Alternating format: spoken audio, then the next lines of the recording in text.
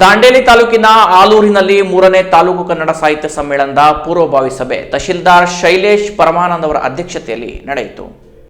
ದಾಂಡೇಲಿ ತಹಶೀಲ್ದಾರ್ ಶೈಲೇಶ್ ಪರಮಾನಂದ್ ಅವರ ಅಧ್ಯಕ್ಷತೆಯಲ್ಲಿ ಹಾಗೂ ತಾಲೂಕು ಪಂಚಾಯತ್ ಕಾರ್ಯನಿರ್ವಹಣಾಧಿಕಾರಿ ಟಿಸಿ ಹಾದಿಮನಿ ಮತ್ತು ಕನ್ನಡ ಸಾಹಿತ್ಯ ಪರಿಷತ್ತಿನ ಜಿಲ್ಲಾಧ್ಯಕ್ಷರಾದ ಬಿಎನ್ ವಾಸರೆ ಅವರ ನೇತೃತ್ವದಲ್ಲಿ ದಾಂಡೇಲಿ ತಾಲೂಕಿನ ಆಲೂರಿನಲ್ಲಿ ನಡೆಯಲಿರುವ ತಾಲೂಕಿನ 3ನೇ ಕನ್ನಡ ಸಾಹಿತ್ಯ ಸಮ್ಮೇಳನದ ಪೂರ್ವಭಾವಿ ಸಭೆಯು ಆಲೂರಿನ ಗ್ರಾಮ ಪಂಚಾಯತ್ ಸಭಾಂಗಣದಲ್ಲಿ ಇಂದು ಬುಧವಾರ ನಡೆಯಿತು. ಕಸಾಪ ಜಿಲ್ಲಾಧ್ಯಕ್ಷರಾದ ಬಿಎನ್ ವಾಸರೆ ಮಾತನಾಡಿ, ಮೊದಲೆರಡು ಸಮ್ಮೇಳನಗಳನ್ನು ದಾಂಡೇಲಿಯಲ್ಲಿ ಆಯೋಜಿಸಲಾಗಿತ್ತು.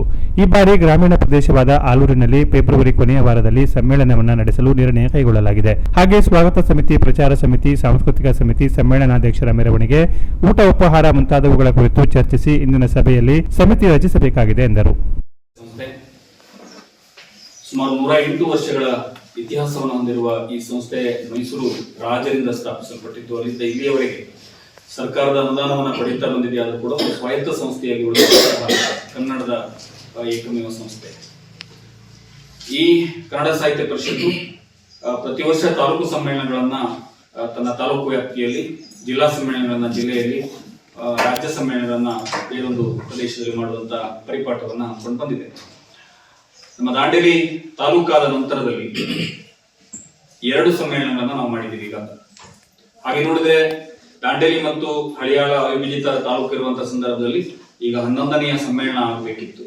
ಅದು ಅನಿವಾರ್ಯವಾಗಿ ಆ ಸಮ್ಮೇಳನದ ಸಂಖ್ಯೆ ಹಳಿಯಾಳಕ್ಕೆ ಹೋಗಿದ್ದರಿಂದ ನಾವು ಮೊದಲ ಮತ್ತು 1 ಮತ್ತು 2ನ ಸಮ್ಮೇಳನಗಳನ್ನ ಈಗ ಮುಗಿಸಿದ್ವಿ. ಇದು 3ನೆಯ ಸಮ್ಮೇಳನ. ವಿಶೇಷವಾಗಿ ನಾವು ಚಟುವಟಿಕೆಗಳನ್ನ ಗ್ರಾಮೀಣ ಭಾಗದಲ್ಲೂ ಮಾಡಬೇಕನ್ನುವ ಕಾರಣಕ್ಕಾಗಿ ಈ ಬಾರಿ ಆಲೂರನ್ನ ಸಮ್ಮೇಳನವನ್ನ ಮಾಡಬೇಕು ಅಂತ ಹೇಳಿ ಆಯ್ಕೆ ಮಾಡಿಕೊಂಡಿದ್ವಿ.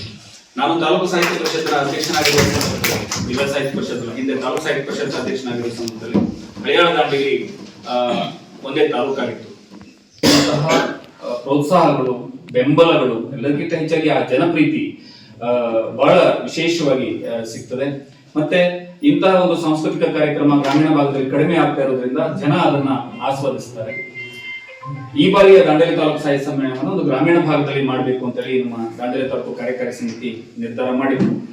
ಅದರ ಭಾಗವಾಗಿ ನಾವು ಒಂದಿಷ್ಟು ಆಲೂರಿನ ಹಿರಿಯರಲ್ಲಿ, ಪಂಚಾಯತ್ ಸದಸ್ಯರಲ್ಲಿ ಈಗನೇ ವಿಚಾರ ಮಾಡಿದಾಗ ಆಲೂರಿನಲ್ಲಿ ಮಾಡೋಣ ಅನ್ನುವಂತ ಒಂದು ಅಪೇಕ್ಷೆಯನ್ನು ನಮ್ಮ ಪ್ರತಿನಿಧಿಗಳು ಕೂಡ ಇಲ್ಲಿ ಬಂದು ನೋಡ್ಕೊಂಡು ಕೆಲವರನ್ನ ಮಾತಾಡಿಸಿ ಹೋಗಿದ್ರು. ಆದ್ರೆ ಈ ಸಮ್ಮೇಳನವನ್ನು ಮಾಡುವ ಸಂದರ್ಭದಲ್ಲಿ ಒಂದು ಸ್ವಾಗತ ಸಮಿತಿಯನ್ನ ರಚಿಸಿಕೊಳ್ಬೇಕಾಗತ್ತೆ.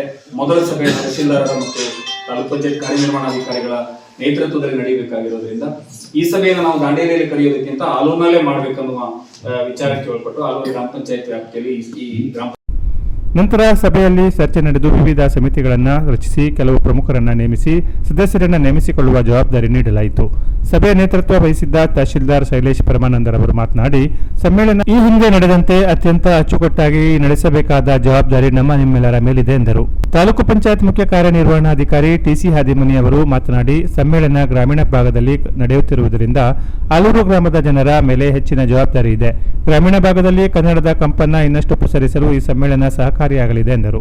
ಸಭೆಯಲ್ಲಿ ಪಿಡಿಒ ಸಂತೋಷ್, ಕಸಾಪ ಜಿಲ್ಲಾ ಕೋಶಾಧ್ಯಕ್ಷ ಮುರ್ತುಜ್ ಹುಸೇನ್ ಆನೆಹೊಸೂರು, ಕಸಾಪ ತಾಲೂಕು ಅಧ್ಯಕ್ಷ ನಾರಾಯಣ್ ನಾಯ್ಕ್, ಮಾಜಿ ಜಿಲ್ಲಾ ಪಂಚಾಯತ್ ಸದಸ್ಯ ವಾಮನ್ ಮಿರಾಶಿ ಸೇರಿದಂತೆ ಸಭೆಯಲ್ಲಿ ಆಲೂರು ಗ್ರಾಮದ ಪ್ರಮುಖರು, ಕಸಾಪ ದಾಂಡೇಲಿ ಘಟಕದ ಪದಾಧಿಕಾರಿಗಳು ಮತ್ತು ಆಲೂರು ಗ್ರಾಮ ಪಂಚಾಯತ್ನ ಸದಸ್ಯರು, ವಿವಿಧ ಸಂಘ ಸಂಸ್ಥೆಗಳ ಪದಾಧಿಕಾರಿಗಳು, ಶಿಕ್ಷಣ ಇಲಾಖೆಯ ಅಧಿಕಾರಿಗಳು, ಶಿಕ್ಷಕರು ಮತ್ತು ಗ್ರಾಮ ಪಂಚಾಯಿತಿಯ ಸಿಬ್ಬಂದಿಗಳು ಮತ್ತು ಕನ್ನಡಾಭಿಮಾನಿಗಳು ಭಾಗವಹಿಸಿದರು.